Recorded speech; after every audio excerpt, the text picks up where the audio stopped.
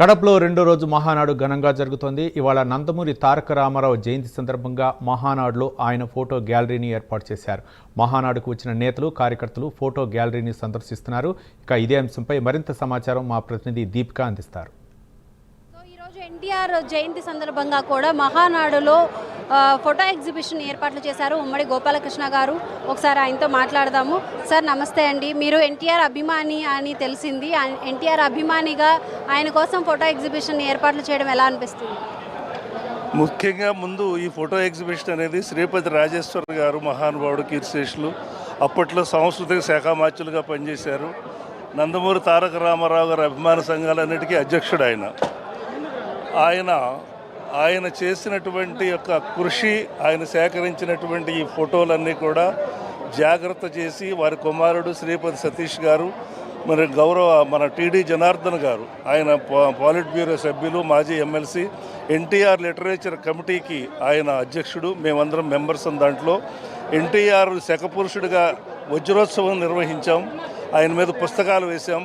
ఆయన యొక్క అనేకమైనటువంటి పనులు వచ్చే జనరేషన్కి, మళ్ళీ కమింగ్ జనరేషన్కి కూడా అందేటట్టుగా చేయాలని అనేకమైన కార్యక్రమాలు మరి టీడీ జనార్దన్ గారి ఆధ్వర్యంలో ప్రపంచవ్యాప్తంగా చేస్తూ ఉన్నాము. ఎందుకంటే ఎన్టీఆర్ అనేది ఒక మామూలు మనిషి కాదు, ఆయన కారణ జన్ముడు. అందుకే నేను ఓహో విశ్వవిఖ్యాత నట సార్వభౌమా నందమూరి తారక రామచంద్ర తెలుగుదేశంపు దివ్య పతాక నిర్మాణ తేజో విరాజ. అలా అని మేము పద్యాల రూపంలో, పాటల రూపంలో మహానుభావుడిని చరిత్ర ఉన్నంతకాలం గుర్తుపెట్టుకోవాలనే ఉద్దేశంతో ఆయన యొక్క ఈ సర్వీస్ ఇలా ప్రతి మహానాడుకి, ఎన్ని మహానాడులకి ఈయన చిన్నప్పటి నుంచి వచ్చాడో మన సతీష్ గారు చెప్తే బాగుంటుంది. రంగస్థలానికి కృష్ణపాత్ర వేసే అదృష్టం నాకు వస్తే, సినిమాల్లో ఆయన మహాకృష్ణుడుగా మా అందరికీ స్ఫూర్తిగా, మరి కృష్ణపాత్ర ఏంటి అనేక పాత్రలు, ఒకే సినిమాలో 5 పాత్రలు వేసిన చరిత్ర ప్రపంచ సినీ రంగ చరిత్రలో లేదు. అది ఓన్లీ ఎన్టీ రామారావు గారికే తట్టింది. అందుకే ఆయన కారణ జన్ముడు, విశ్వవిఖ్యాత నట సార్వభౌముడు. ఒక డైలాగ్ మా కోసం ఎన్టీఆర్. ఎంత మాట, ఎంత మాట, ఇది క్షాత్ర పరీక్ష కానీ క్షత్రియ పరీక్ష కాదు, కాకూడదు. ఇది క్షత్రియ పరీక్ష అందువా నీ తండ్రి భరద్వాజులు కొలమెట్టిది. ఇలాగ ఆయన ఎన్నో చెప్పుకోవచ్చు. రామారావు గారంటే తెలుగు జాతికి, ఆయన మయసభలో చెప్తారు, పాంచాలి పంచభర్తృక ఏమేమే నీ వన్మత్త వికటాట్టహాసము కనీసము భావన నేను సంబోధించక సన్మానించక దారుణముగా నవ్వుతున్న నిన్ను. Thank you so much sir. ఇది ఇక్కడ ఏర్పాట్లు చేయడము చాలా రోజుల నుంచి, మీ చిన్నతనం నుంచే కూడా ఎన్టీఆర్ జయంతిని పురస్కరించుకొని మహానాడులో ఇలా ఎగ్జిబిషన్ పెట్టడం మీ తండ్రి గారి నుంచి వచ్చింది అని తెలుస్తుంది. మీకు ఎలా అనిపిస్తుంది? ఇది యాక్చువల్గా 1983 సంవత్సరంలో మొట్టమొదటి మహానాడు విజయవాడలో జరిగింది. అప్పుడు ఆ సందర్భంగా అన్నగారు ముఖ్యమంత్రిగా ఉన్నప్పుడు నాన్నగారు వెళ్ళి అన్నగారితో అడగడం జరిగింది. అన్నగారు, ఈ మహానాడులో నేను మీ ఫోటో ఎగ్జిబిషన్ పెడదామని చెప్పి అనుకుంటున్నాను, దానికి మీ అనుమతి కావాలనేటప్పటికీ okay brother you can proceed అని చెప్పేసి ఆయన అనుమతించడం జరిగింది.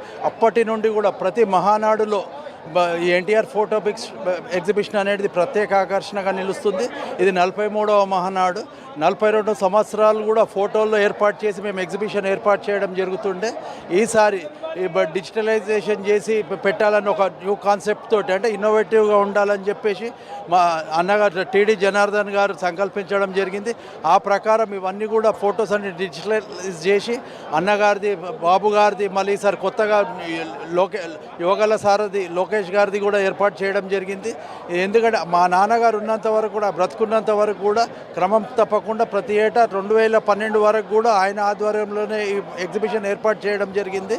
తర్వాత ఆయన పరమదించిన తర్వాత 2013 నుండి కూడా ఇది నా ఆధ్వర్యంలో ఏర్పాటు చేయడం జరుగుతుంది. అంటే మా నాన్నగారు చనిపోయేటప్పుడు కూడా ఒకే మాట చెప్పాడు, నేను ఉన్నాను లేకున్నా అని కూడా ఈ ఫోటో ఎగ్జిబిషన్ అనేది నువ్వు ఎప్పటి కూడా ప్రతి మహానాడులో కూడా ఏర్పాటు చేయాలని చెప్పేసి ఆయన కోరడం జరిగింది. ఆయన కోరిక ప్రకారం కూడా అలాగే బాబు గారు కూడా పిలిచి చెప్పాడు, ఇట్లా ఫోటో ఎగ్జిబిషన్ నువ్వు ఏర్పాటు చేయాలమ్మా, నాన్నగారు లేకున్నా కూడా కంటిన్యూ చేయాలంటే వారి కోరిక మేరకు ఏంటంటే మాకు ఏదన్నా కూడా మా తెలుగుదేశం పార్టీ అనేది మాకు అన్నగారి అభిమానులుగా మాకు, ఎందుకంటే ఈ ఫోటో ఎగ్జిబిషన్లోనే ప్రత్యేక ఆకర్షణ ఎన్టీఆర్ ఫోటో ఎగ్జిబిషన్ కాబట్టి మా అభిమానులు అందరం కలిసి కూడా క్రమం తప్పకుండా ఆయన నటించిన మొదటి చిత్రం మన దేశం నుండి ఆఖరి చిత్రం వరకు కూడా ప్రతి చిత్రంలోని పాత్రలు ఇవన్నీ సన్నివేశాలు కూడా ఈ ఫోటో ఎగ్జిబిషన్లో మేము ఏర్పాటు చేయడం జరుగుతున్నది.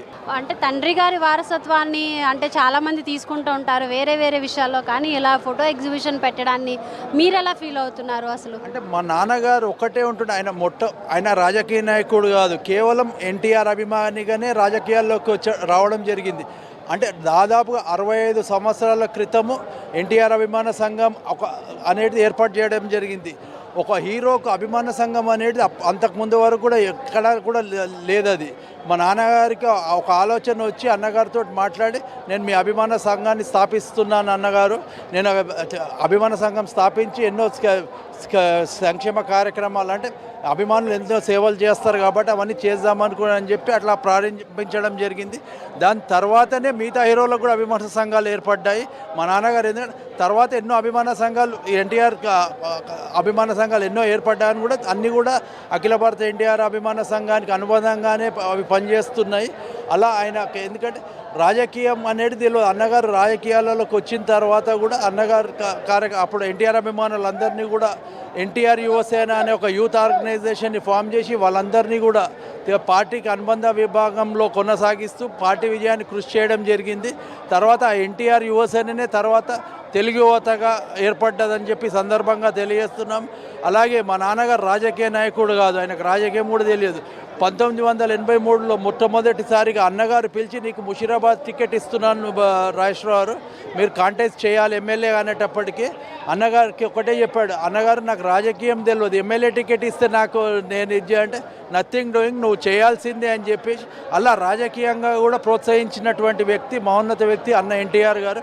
అలా మా నాన్నగారు 1983 నుండి 2004 వరకు కూడా క్రమం తప్పకుండా ప్రతి ఎన్నికలలో కూడా 6 సార్లు కన్సిక్యూటివ్గా ఫస్ట్ టైం ముషీరాబాదు, తర్వాత 1985 నుండి 2004 వరకు కూడా సనత్ నగర్ నియోజకవర్గం నుండి ఎమ్మెల్యేగా పోటీ చేయడం జరిగింది. అప్పుడు 3 సార్లు ఎమ్మెల్యేగా కూడా గెలవడం జరిగింది.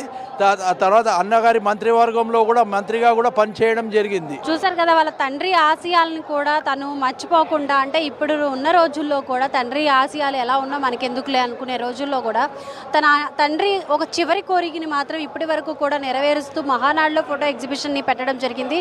ఇది ఎంతో ఖర్చుతో కూడుకున్న పనైనా కానీ తన సొంత డబ్బులతో కూడా నిధులు ఆశించకుండా కూడా ఏర్పాట్లు చేస్తూ అన్నగారికి వాళ్ళ నాన్నగారికి ఇద్దరికి కూడా చివరి కోరికగా చేస్తూ కూడా ఆయన ముందుకు వెళ్తున్నారు. రైట్, ఇది కెమెరామెన్ రామకృష్ణతో దీపిక, మహానాడు ప్రాంగణం నుంచి.